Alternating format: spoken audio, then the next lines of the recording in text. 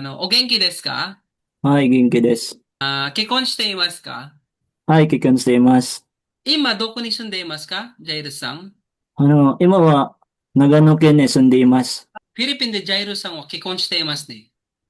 はい。うん、でも、日本に行ったら独身になりましたかね？何歳ですか？27歳です。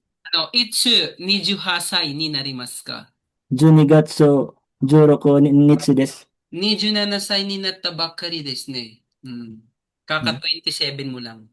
うん。はい。趣味は何ですか？趣味は料理することです。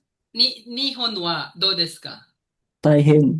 大変。何年ぐらい日本に住んでいますか？6 months pa lang po. 6ヶ月。6ヶ月はい。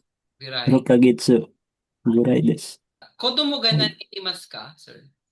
一人です。どうしてあなたの奥さんを愛しますか？Ano yun, Sensei? Why do I love my wife? Uy, Ganun ba? galing ko.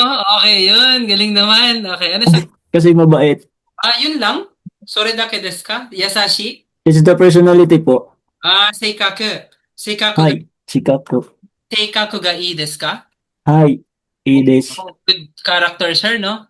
はい。Okay. Kirei desu ka ne? はい。Arigatou gozaimasu, Sir Jairus.